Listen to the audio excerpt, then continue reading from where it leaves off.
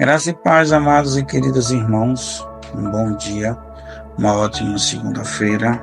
Hoje, dia 21 de abril de 2025, Salmos de número 80, verso de número 1, que nos diz assim: Ó pastor de Israel, dá ouvidos, tu que guias a José como um rebanho que te assenta entre os querubins, resplandece.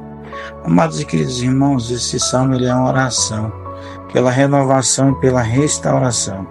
Depois de experimentar a destruição, vemos aqui que Deus é a nossa única esperança de salvação. O autor é Asaf, que na verdade ele narra esse salmo depois que houve a derrota do reino do norte e depois da deportação dos israelitas para a Síria. Asaf traz aqui a narrativa de um momento difícil, diante de que Israel passou. Quando os assírios, liderados por Sanaqueribe, invadiram o reino do norte, que estava sobre o domínio de Roboão, a Bíblia vai nos relatar que houve grande destruição. O povo ficou como que sem guia e houve, na verdade, muita destruição. Asaf, um dos levitas, líderes do coro levítico, narra um momento em que, olhando para o povo, ele viu o povo, na verdade, como um rebanho a ser pastoreado, porém sem um pastor. E agora ele invoca, a Deus como pastor de Israel, para que esse Deus pudesse vir e entrar em providência. Amados, quantas vezes nós estamos em situações em que verdadeiramente somos afligidos, somos atacados e também somos, na verdade, derrotados. Muitas vezes nós pensamos que estamos sozinhos, que não há mais direção, que não há mais o que fazer, a não ser desistir. Eu quero nesta manhã dizer a você que existe um pastor, um sumo pastor, chamado Jesus Cristo, que lá em João 10, verso 8, ele diz que ele é a porta do aprisco, onde ele também cita que ele não é um mercenário, ele não é um simples porteiro, mas ele é o pastor que é conhecido pelas suas ovelhas e também que ele é o pastor que dá a vida pelas ovelhas. Israel está passando por um momento de punição pela desobediência, em que na verdade, por adorar a outros deuses, deixaram a proteção desse pastor. Por causa disso, o próprio Deus dá a liberdade aos seus inimigos de invadir e também de levar cativo aqueles que são o povo dele.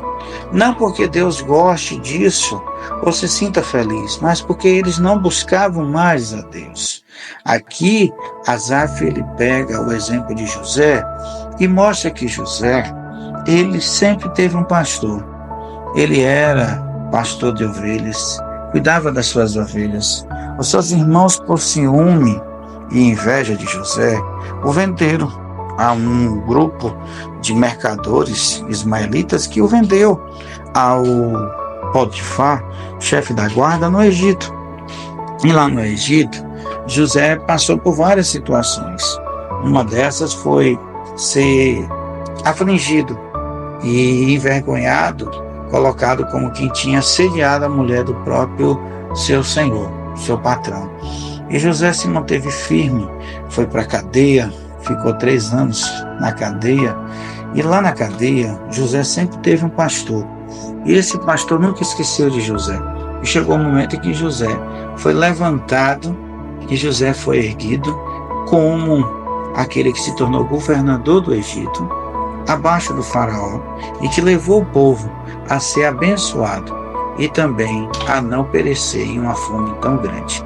Resumindo aqui, José, na verdade, ele é colocado aqui como um exemplo daqueles que não devem esquecer do Deus que tem. que não deve, na verdade, desistir dos seus propósitos, mas que deve continuar em oração, buscando e servindo a esse Senhor de todo o coração. Eu não sei qual é o seu problema, qual é a sua situação, o que é que você tem enfrentado, quais são as suas lutas, aquilo que talvez já tentou você, parar, desistir, mas eu quero dizer a você, continue, porque você tem um pastor, e esse pastor está do seu lado o tempo todo, e ele não vai lhe deixar. Por mais difícil que seja a situação, ele continuará com você. E não se esqueça disso.